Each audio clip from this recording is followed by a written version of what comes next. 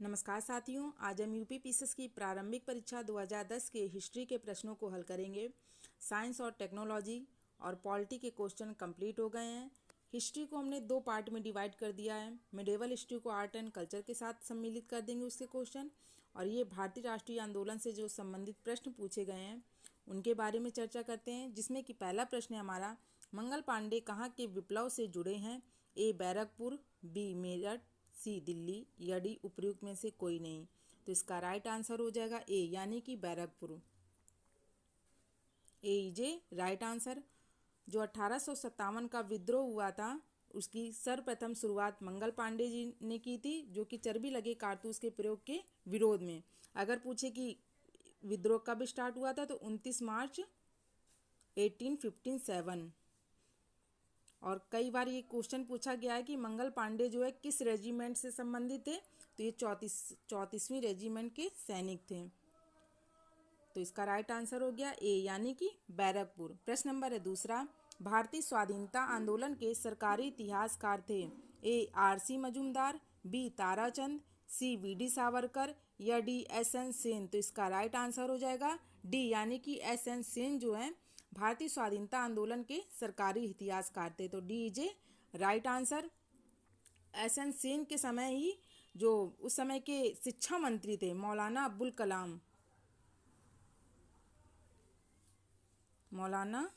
कलाम, इन्हीं के कहने पर इन्होंने 1857 नामक सरकारी पुस्तक की रचना की थी। लेकिन इसका प्रकाशन जो किया गया था वह 1957 में किया गया था। तो इसका राइट आंसर हो जाएगा डी, यानी कि एस.एन. सेन।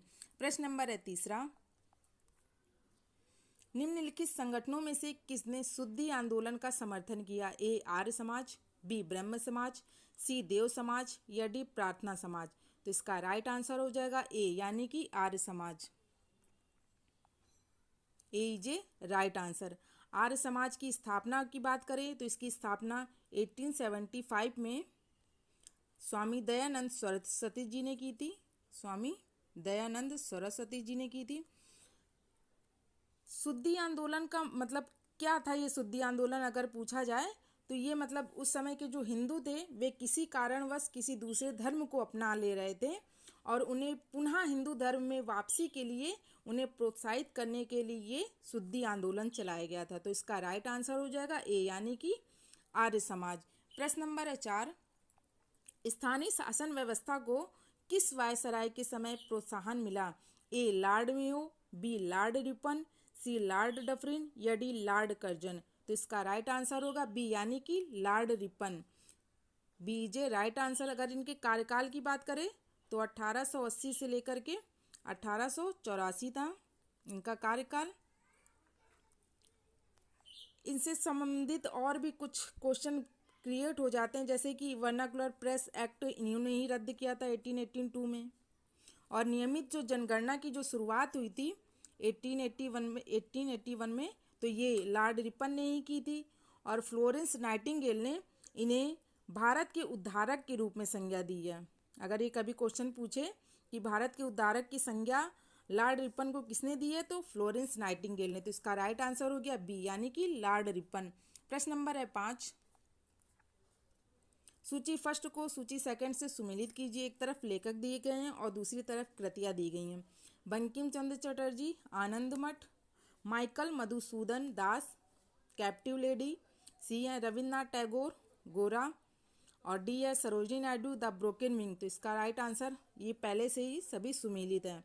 तो बंकिम चंद्र चटर्जी की जो कृति है वह है आनंद मठ, माइकल मधुसूदन दास की जो कृति है वह है कैप्टिव लेडी, और रविन्द्रनाथ टैगोर की है गोरा, और डी है सरोजिनी नायडू की है द ब्रोकन विंग। प्रश्न नंबर है 6, निम्नलिखित में से कौन होम रूल आंदोलन से नहीं जुड़ा था? ए सी आर दास, बी एस सुब्रमण्यम अय्यर, या सी एनी बेसेंट, या डी बी जी तिलक यानी बाल गंगाधर तिलक। तो इसका राइट आंसर हो जाएगा ए, यानी कि सी आर दास जो है वह होम रूल आंदोलन से नहीं जुड़े हुए थे।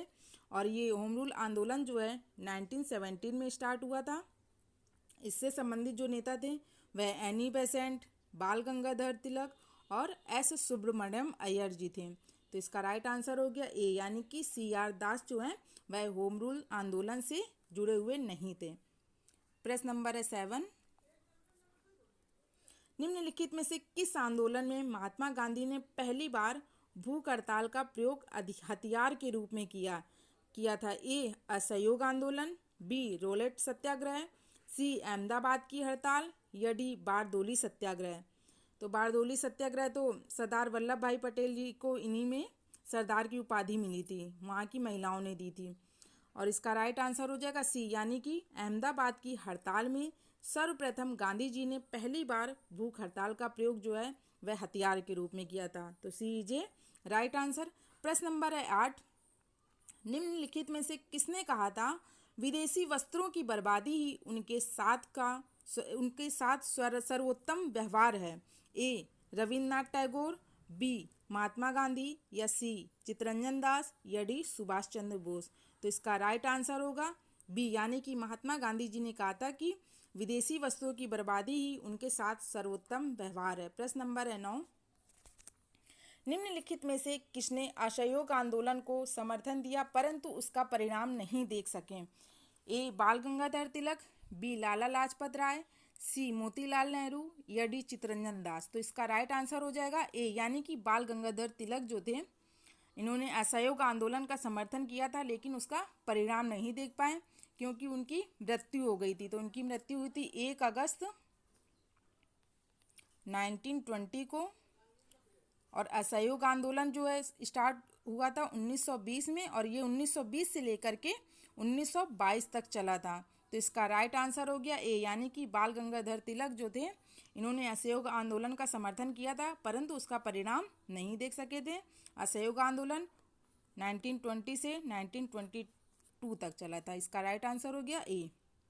प्रश्न नंबर है 10, नीचे 2 वक्तव्य हैं, कथन ए एवं कारण आर दिए गए। कथन ए है कांग्रेस ने साइमन आयोग का बहिष्कार किया था, कथन, और कारण है साइमन आयोग में एक भी सदस्य भारतीय नहीं था। उपयुक्त के संबंध में निम्नलिखित में से कौन से एक सही है? ए कथन ए है ए और आर दोनों सही है तथा आर जो है ए की सही व्याख्या है, या बी? तो इसका राइट आंसर हो जाएगा ए, यानी कि कथन और ए और कारण आर दोनों सही है और इसकी सही व्याख्या भी है क्योंकि साइमन आयोग का जो बहिष्कार किया था वह कांग्रेस ने किया था और क्योंकि उसमें एक भी जो सदस्य थे वह भारतीय नहीं थे, सभी के सभी अंग्रेज थे, जिसके कारण सभी अंग्रेज थे, जिसके कारण कांग्रेस ने इसे श्वेत कमीशन कहकर इस आयोग का बहिष्कार किया था। तो इसका राइट आंसर हो जाएगा ए, यानी कि कथन ए और कारण आर दोनों सही है और एक इसकी व्याख्या करता है। तो इसका राइट आंसर हो गया A. Thanks for watching the video.